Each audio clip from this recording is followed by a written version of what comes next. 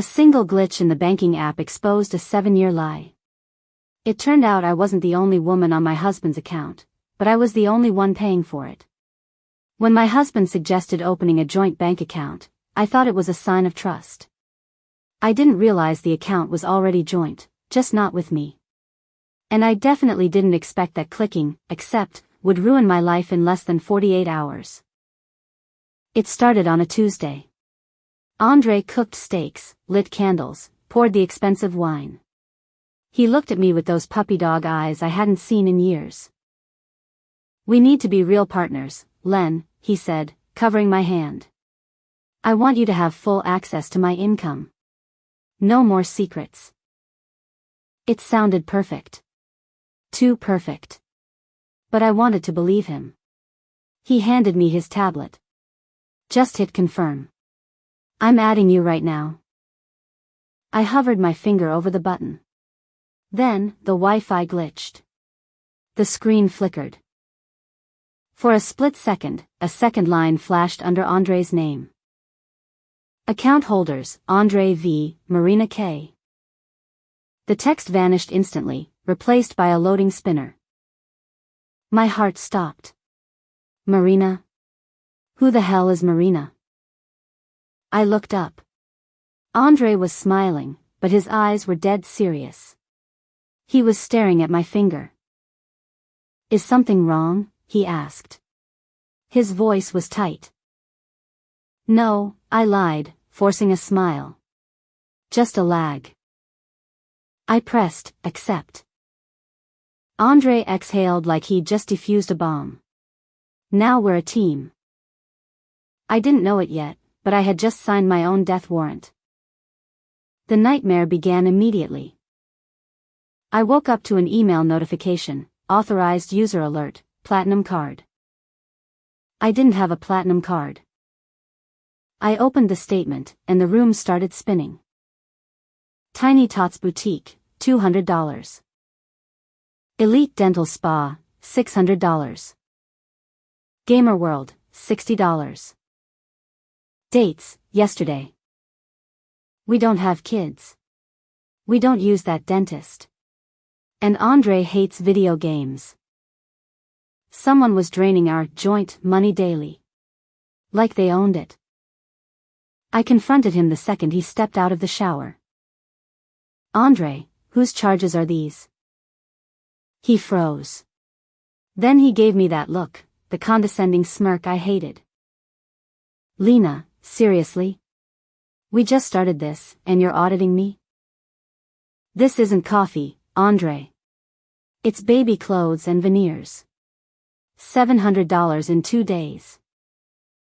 He snatched the phone and threw it on the bed. "It's for my VP. He needed cash flow for a client gift. He'll pay it back. Stop acting crazy. Your VP buys baby rompers?" His face turned to stone. The mask fell off. "I gave you access to make you feel secure, not to interrogate me. If you don't trust me, we can close the account. You want to go back to begging for freelance scraps?" He knew exactly where to hit. He slammed the door and left for an urgent meeting at 10 p.m. But the real horror show was just starting. Alone in the apartment, I felt a cold spike of panic. I ran to my laptop to check the yearly history. Invalid credentials. I tried the app. Access denied.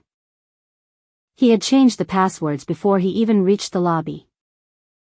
I tried to transfer my own savings out. Error. Administrator approval required. I was locked in. He hadn't made me a partner. He had made me a hostage. 2 weeks of hell followed.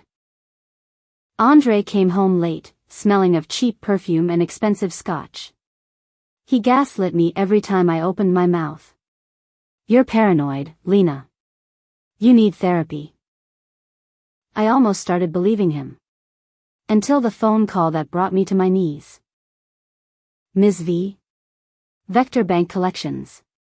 You have a personal loan for $25,000. It's 60 days past due. I gripped the counter. That's a mistake. I don't have loans. No mistake. Signed with your digital ID.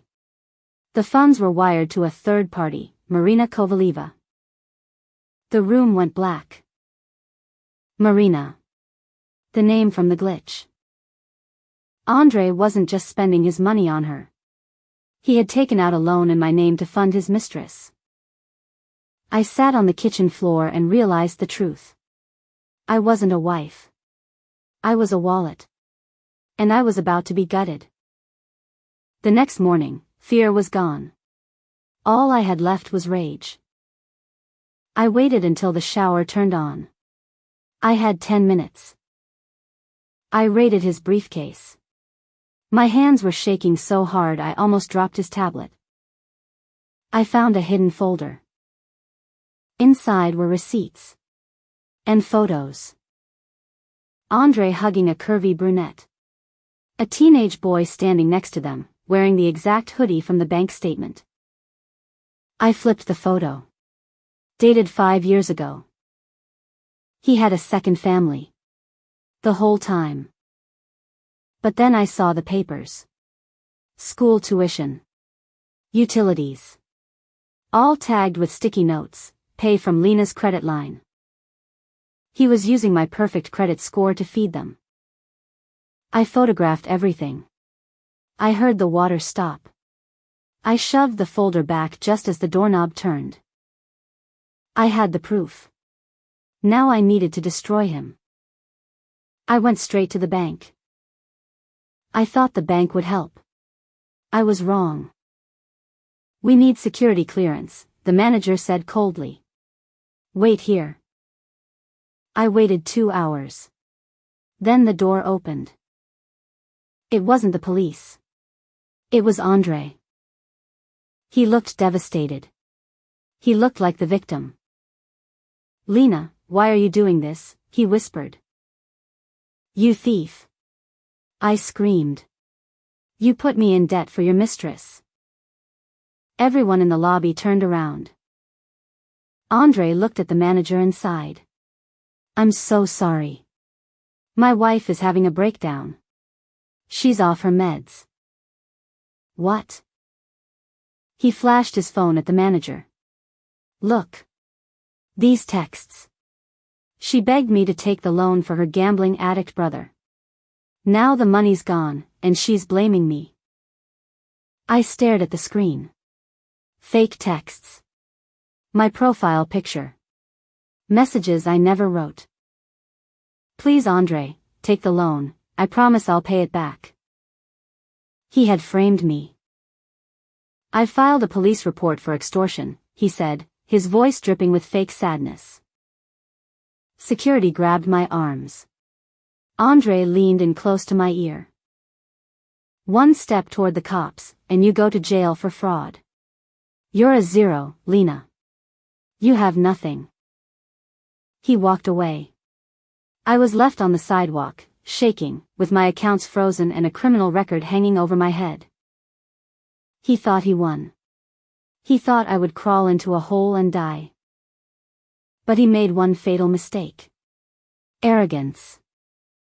I spent the night analyzing the photos I took. I zoomed in on the loan surety agreement. Digital signatures are just code. But this form required a physical, wet signature. I looked at the scrawl reading Elena V. I didn't write that. I opened another document, a consent form signed by Marina. I compared them. Same pressure. Same sharp V. Same slant. Andre didn't forge my signature. Marina did. This wasn't a domestic dispute anymore. This was organized identity theft. And that meant I didn't need the police. I needed a shark. I went to a forensic accountant. We found Marina on the payroll of Andre's shell company. We pulled ATM footage of her son cashing out the loan in that damn hoodie. When we had the file, we didn't just sue. We went nuclear. We threatened the bank with a negligence lawsuit that would make national news. Once their security team saw the handwriting analysis and the video, they flipped immediately to save their own skin. Friday morning. The payoff. My phone rang. It was Andre. He wasn't speaking. He was screaming. What did you do? My cards are declined. My business accounts are frozen. I have suppliers waiting. I took a sip of my coffee. I'm just protecting my interests, Andre. You crazy B*TCH. Undo it. I can't, I said calmly. The police are already with Marina. Did you know forgery carries a 5-year sentence? Silence. Then, a whimper. Lena, wait. We can fix this. I'll pay it back. Just call them off. Marina's already talking, I lied. She told them you forced her to sign. She gave you up to save herself. Andre let out a sound like a dying animal and hung up. I was right. Rats always eat each other. Andre lost the business. The house was seized. The final act played out in the hallway of our old apartment. My bags were packed. The door opened, and Andre walked in. He looked 10 years older. Rumpled suit, shaking hands.